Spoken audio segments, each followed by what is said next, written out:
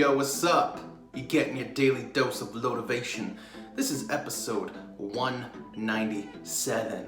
I'm sitting on the toilet, I'm in my bathroom, and I'm a little aggressive sounding for no reason, and I didn't even mean to start the video this way because I'm not aggressive right now, and I'm also not taking a shit.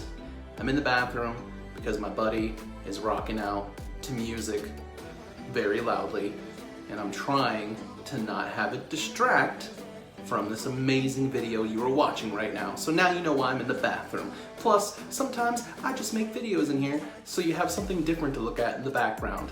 And I spend a lot of time in here. It's like an office where I go on Tinder and all those other dating sites and get whatever done, you know, my taxes, whatever. This is my office. I spend a lot of time in here.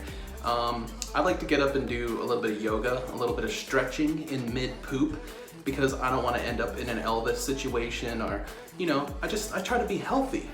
I try to be healthy and keep moving while I'm making a bowel movement. You know what I'm saying? But just to give you evidence that I'm not pooping, there's no toilet paper.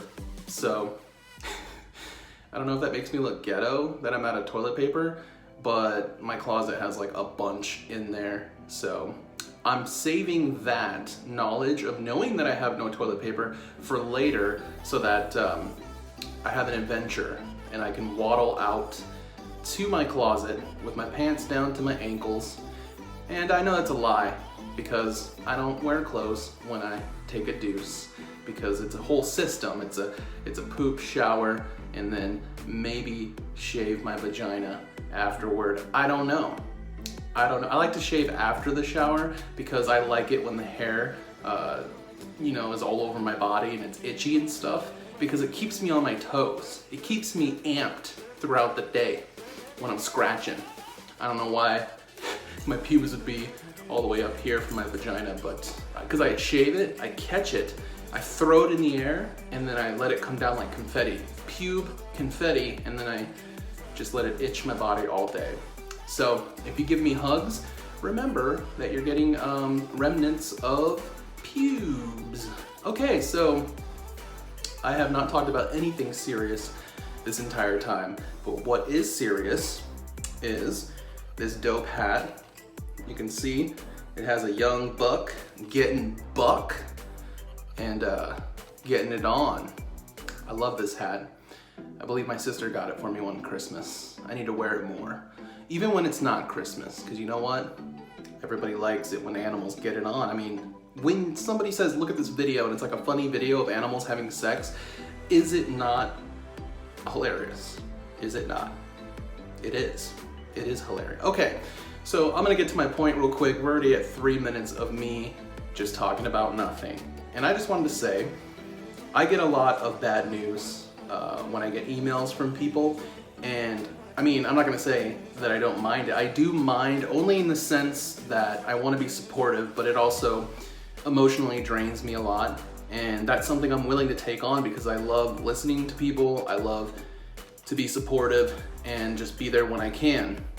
But I will say, it's awesome when I get good news. I love it. So if you have bad news, don't be afraid to tell me. I'm just saying, you know, nobody wants to hear bad news all day long, but I force myself to be supportive and listen to the people that are going through what they're going through, and then they listen to what I'm going through, so it's a full circle of support, like I'm always saying, and it's great. But I'm just saying, I get good news too, and I love it. Just like the bad news drags me down because I feel bad, I wish there was something more I could do. A lot of the stories, I'm like, I can't believe people are like that they would do that to these people, these poor people going through the poor shit they're going through. And it sucks. And I wish I could do more besides just being supportive. But then when I get the good news, oh man, it's so amazing. I'm so happy for people. It's just great. I had a friend who I've been supporting online. He's been supportive, and I didn't even know this, but I guess he came out. I'm not gonna say who he is for his own privacy, but I guess he came out and everything was great, you know? His friends were supportive and everything, and he's in a supportive environment, and I guess it's going great, and he's talking to somebody, and that's awesome. It doesn't always work out that way, but it's great that he was able to do that, and it's probably like a lot of pressure off of his chest. I wouldn't know. The only thing that I really could come out about would be being fat, but unfortunately that kind of shows on your body, so you can't really hide that secret for very long. But something that I think is kind of similar to that is, for a very long time, I never admitted that I had mental problems. I never admitted that I was depressed or that I had anxiety. I held everything inside, and I covered it with comedy. And I was afraid to tell people, because mental health, it just always seems like it's swept under the rug, or people don't think it really exists, you know, if they don't have sympathy for people because they don't have it, so they don't understand. It's always swept under the rug, and especially when I was younger, I felt like you couldn't really talk about it, or people thought you were crazy and you needed to be locked up or something. It was a crime. So I always held it in, and I used comedy to mask it. And I will tell you right now, once I started talking about it, once I admitted to myself, and then to my friends and my family, and the support started coming in, it was a huge pressure off of everything. And I will say, I just got cross-eyed for a second. I don't know, I'm gonna have to rewatch that and see, because there's like 100 mirrors in here. So I was like looking at the camera, looked at like 10 other mirrors, and my eyes were like, whoa.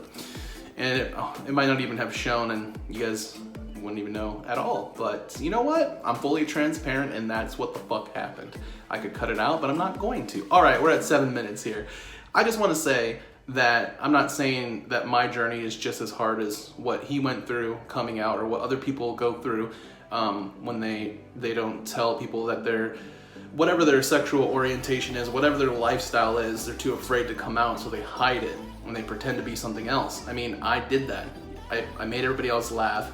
I was the funny fat dude who just danced around and was always smiling, always laughing myself, but on the inside, I was dying, I was depressed, I hated myself. I lashed out on people, and it never made sense to them because they didn't know exactly what I was going through, and I wasn't getting support. So it was just so much pressure and so much just loneliness and feeling like no one else could ever understand what I was going through. Once I told people about what I was going through and the lifestyle that I had of being depressed and having anxiety and just being suicidal even, I got support. I felt so much better.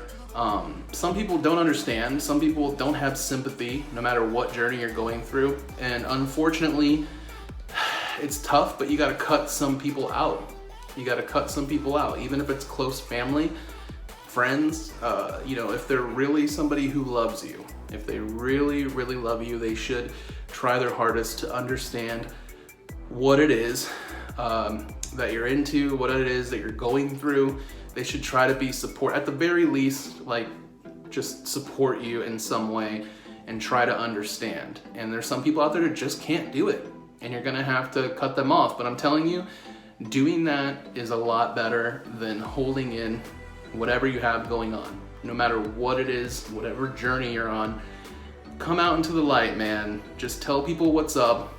You will find that people are way more supportive than social media makes it look, than the news makes it look. They always make it look like it's way worse, but the world is such a beautiful place, and humans are amazing creatures. They're amazing people. And then the ones that aren't, they're actually rarer than you would think. Those are the ones that don't matter anyway. So you get to cut those fucking pieces of shit out of your life, because they will come out. When you come out, they will come out and they will tell you, you know, I don't like that, so don't do it, whatever. And you can say, eat my asshole, because I'm gonna be who I am, I'm gonna do what I'm gonna do, and if you don't support it, then I don't need you in my life. And I know it's not as easy as, you know, doing it and just going through with it and executing it. I'm just saying that there is light at the end of the tunnel, and once you take that leap and you tell everybody what you're about, you will be happy. Much love, everybody.